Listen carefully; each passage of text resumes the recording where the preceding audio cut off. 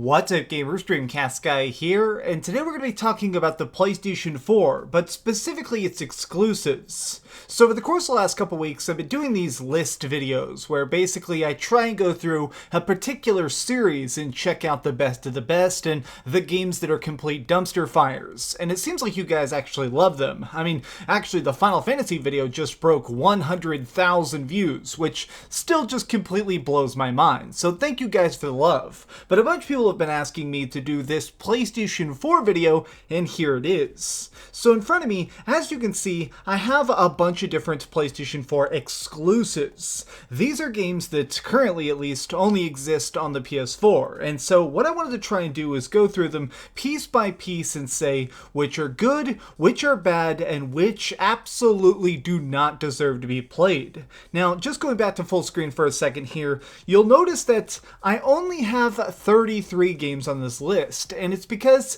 we actually have a little bit of an issue when it comes to the PlayStation 4, which is that there are hundreds and hundreds of exclusives. Think about something like Astro Bot. There's a lot of VR games. There's indie projects like Super Collider. I mean, there's a lot of stuff that I just can't talk about. So what I'm trying to do with this video is actually take a more far out look. These 33 games are a big chunk of the good catalog. It's kind of a good smattering of what's great about the PlayStation 4, but more than that, I actually think it's stuff that sort of gives me an opportunity to talk about several different series at once. Let's start off by talking about Bloodborne. Okay, so where do I put Bloodborne? Okay, so I have to put this as an S. We gotta start out super positive because I still genuinely believe that Bloodborne is perhaps the very best of every single PlayStation 4 exclusive. There are some great games on this list. We're gonna be getting into some true 10 out of 10 experiences, but Bloodborne still takes the cake for its goriness, its combat, and for its ability to make you afraid of not dodging. Okay. Now we're going to be doing two separate ones right here, Uncharted and Uncharted the Collection. And we're also going to put this one right up here, Uncharted. This was the little spin-off one that people were a little bit more mixed on, but let's talk about that in a second. Uncharted for A Thief's End is fantastic. It's got good shooting. It's basically like playing through a 10-hour action movie. But do I think it actually deserves an S? I don't. I think it deserves a solid A. It's good, but I also think that the Uncharted series all exists as one big piece. I think that sometimes the best franchises have games that you can play on their own, and I feel like each of the Uncharted games, they're all kind of just blended together. I love Uncharted 4. It's a very good game. I just don't think it's quite S tier. Okay, so the Uncharted Collection. I'm going to give that one an A tier. I like that one a lot too. I almost want to give it a B+. We're going to give it an A just because it is good, and let's face it, Uncharted 2 is fantastic. Alright, now, this one, the spin-off Uncharted, I actually beat. It's like, I did a big, actually, in-depth review of it because I like spin-offs. I like to see what developers do when they don't have special constraints, when they are able to just do whatever they want. And so getting the side characters and doing their own little adventure actually created some really interesting puzzle-solving mechanics. I'm going to give that one a B though, because I do feel like it's a little bit of a smaller game. It's certainly shorter, and it's not meant to be as big and crazy.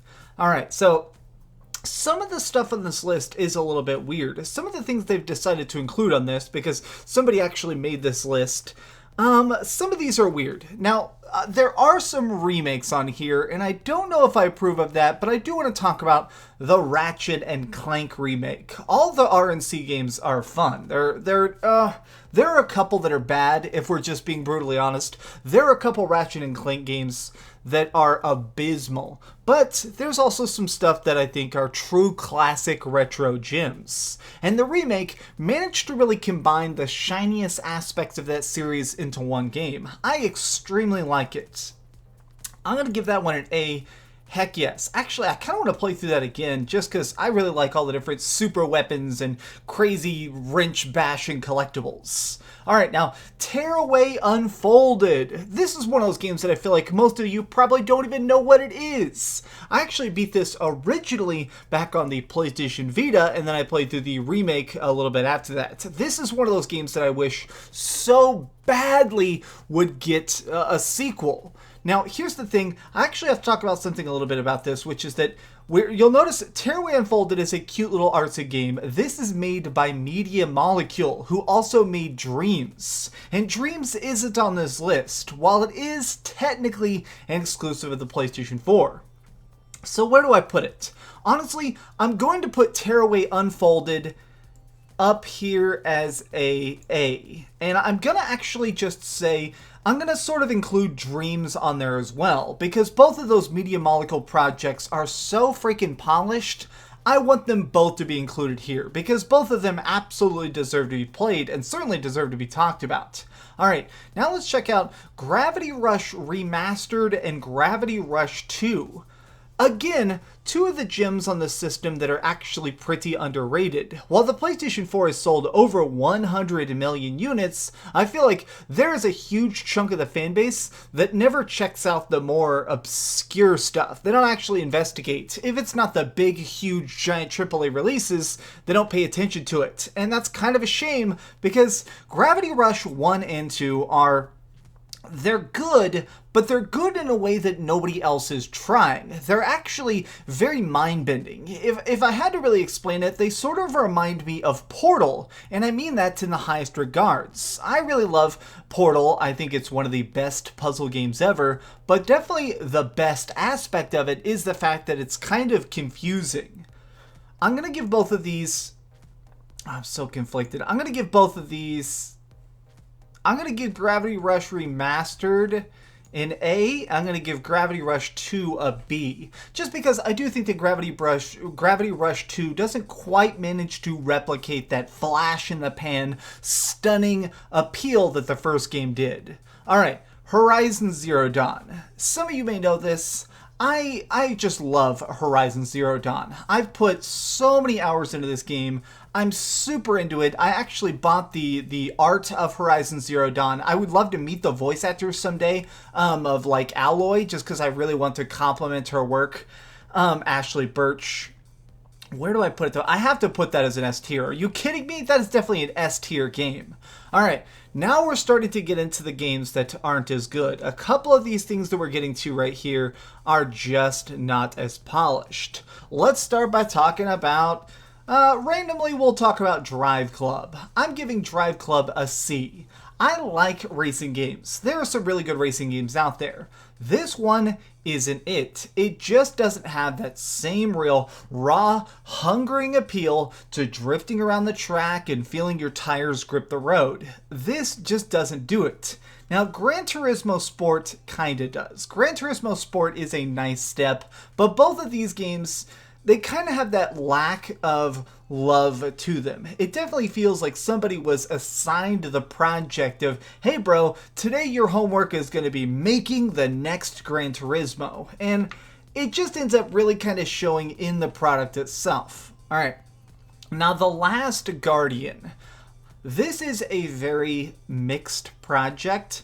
It took them over 10 years to make it. This is actually the creators of Shadow of the Colossus, which we have Shadow of the Colossus right here. We'll talk about that in a sec.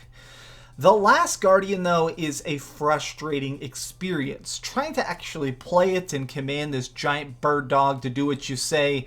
Anytime you're giving somebody an AI partner, it can be difficult. But then actually making the AI partner the semblance of every single puzzle you have to solve, it is a task in frustration. I am going to give it a C. I think the story is nice. Artistically, it is a revolution in the making, but it's just not quite good. Now, Shadow of the Colossus, the remake, I gotta give that an S. I love that game. I still can't quite consider it a new game, and honestly, I kind of wish they hadn't put it on this list, since they put a lot of remakes on this list that I wouldn't have done. Okay. God of War. God of War, of course, gets an S. I love God of War a bunch. I'm excited for God of War 2. I mean, we're definitely going to be getting more of it. They've already said they're not going to be doing DLC. Give me more of that. Spider-Man, I gotta give an S to. I'm obsessed with the web slinger. In fact, I don't have it here. I'm eating Taco Bell for breakfast because I'm a horrible slob, and I was wearing my Spider-Man hat in the drive-thru. This does bring me, though, to the one game that I think might get me some down votes, but here we go. I still don't like Days Gone that much. I think that the driving is interesting. I think the combat against the zombie things, it can be alright. I actually think the storyline is cool at times, seeing him meet his wife and all that.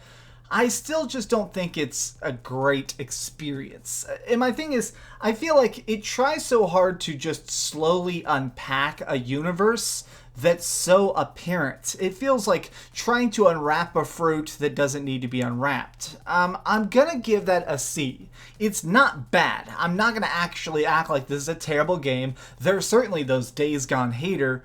I'm not that. Days Gone to me is just not as great and certainly not nearly as fun as a lot of the stuff up here. Okay, now here's a really weird game on the list that, again, I'm not quite sure why they did it. So this is technically the complete Kingdom Hearts Collection. Yeah, looking closely at it, this is the Kingdom Hearts Collection, which is a little bit strange, but hey, this is a strange list of randomly selected exclusives. I like Kingdom Hearts. Kingdom Hearts is great. The older games are certainly better, though, and having it all packaged into one big thing with the improved controls, I'm going to give it a giant thumbs up, especially because this actually has some exclusive content that only exists on the PlayStation 4. I'm going to give that one a solid A. Okay, now Persona 5. Man, I love Persona 5. I love Persona 5 so much. I'm excited as heck for Persona 5 Royale. That is going to be absolutely epic and definitely another excuse for me to put 200 hours into a goofy, slow-moving, well-plotted-out RPG. I'm going to give Persona 5 an S. Now again, that is a bit strange to see it on this list because technically it is on the PlayStation 3, so I guess it is a Sony exclusive.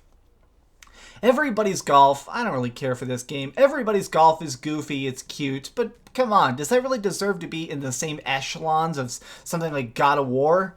Alright, here's the first game on the list that I hate.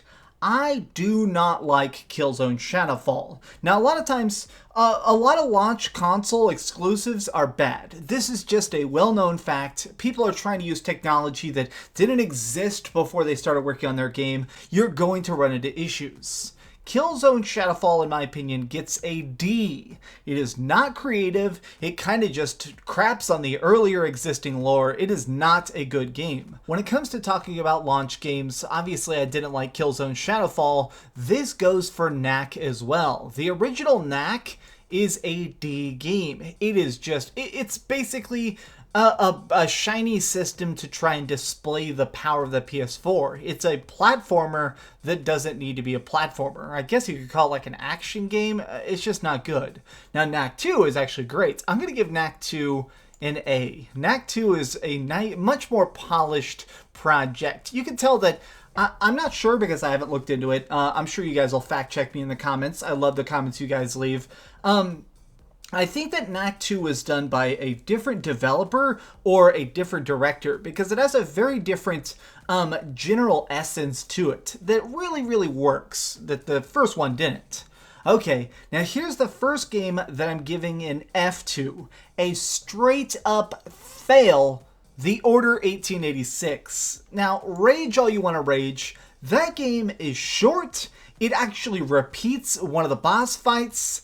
It has forced stealth missions. I do not like The Order 1886. Now, if they release a sequel, I'll probably play it, because we've had enough years that they've certainly had a chance to learn from their mistakes. That game is no bueno. I paid $60 freaking for it. Actually, here's a fun fact. I was allowed, Sony actually invited me to play The Order 1886 about 2 months before it came out.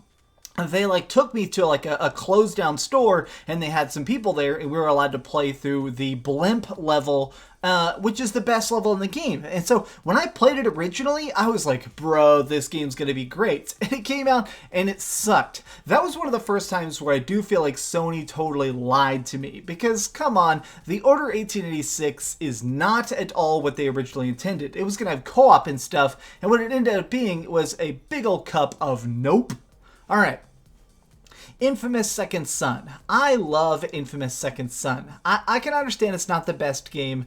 I really like the DLC for it a lot. The First Light, fantastic. I'm going to give that one a solid B. It's bright, it's colorful, it is a good open world experience, but it's not perfect. In fact, I actually think it is a little bit stilted. The morality system and stuff is a little bit too on the nose. Alright. Last of Us Remastered, obviously that gets an S. I mean, come on, it is Last of Us.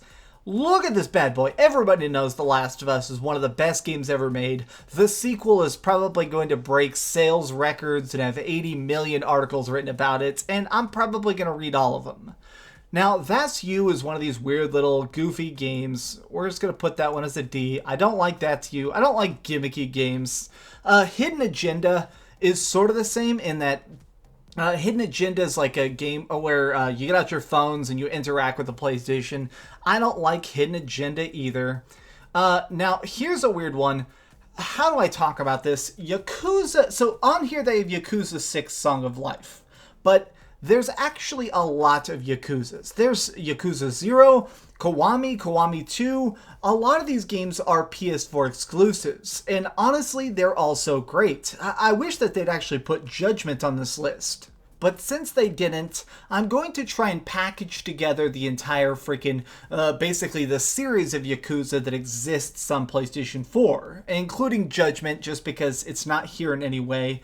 I'm going to give it a big ol' S. I honestly believe, and this is the genuine truth, I believe that these are some of the best PlayStation 4 exclusives that nobody is talking about. These have arcade games and great combat and silly humor and some of the most moving stories that actually make you question stuff about your life. These games really make me sort of take a look at Japanese culture and what I'm doing in America and sort of reflect in a way that no other modern games are. Alright, The Witch, what is this called? Witch in the Night 2. I've played this a little bit. I kind of like it. I'm going to give that one a B, just because, I don't know, it's one of those weird little artsy anime games. It's alright, though. This Fist of the North Star Lost Paradise is actually made by the Yakuza people, but I didn't like it as much. It was a bit more repetitive. I'm going to give that one a B as well. Tetris Effect was recently brought over to PC. It's still sort of a PlayStation 4 exclusive. It's great in VR because it's Tetris. I mean, it's bright and colorful and artsy Tetris. I'm going to be giving that one an A. I'm not really a baseball fan, but MLB the Show 19, this is definitely a good one. If you like baseball, well, guess what? Check it out. It's still weird to me that Sony actually owns their own baseball franchise, but hey, Sega did it back in the day. Sega actually owned their own series of like NHL, or they own their own football series. I'm going to give this one a B. And now finally, Until Dawn is a weird one to talk about because I'm obsessed with horror. Obviously, I'm wearing my Junji Ito shirt right now. I very much enjoy good scares, and I feel like this managed to craft them great. But it's also essentially an interactive film. It doesn't really have gameplay in the typical sense, and if we're talking about PlayStation 4 exclusives, many of these are so good because they have that polish. They manage to actually have that real je ne sais quoi. They have that real feature that makes them fun to play the second you pick up the controller, and I don't know if Until Dawn has that. I'm still going to give it a C though, because it's not terrible, it's just not quite a video game. Okay, so these have been my thoughts on 33 randomly selected PlayStation 4 exclusives. What do you think? Are there any games here that should actually be higher or lower on the list? Let me know your thoughts, and please tell me what video you would like me to do next. I really like these tier videos. They're absolutely fun to make, and honestly, they're fun to edit. I mean, I get to go through like hours of footage that I've recorded for all these really great games. Tell me what you want to see. Top comments are the ones that I actually want to turn into future videos. Your suggestions extremely help. Please give this video a like. If this gets like 2,000 likes, whenever this does, I'll make the next tier video. Now I gotta work on a big secret review. You guys rock. Thank you so much for watching. If you enjoyed this video, please give it a like, share with your friends, and subscribe if you haven't already. But do me the biggest favor of all and keep dreaming. Top 10 Thursday this week is going to actually be about Super Nintendo, but I don't want to explain how. You'll see. Super Nintendo talk is coming up on Thursday. See you guys then. Thanks so much for watching that video. If you want to see something else, you can always click this link to see what I put up last, or, subscribe and see what's coming up next. Also, I promise that whatever I do, it'll try not to suck.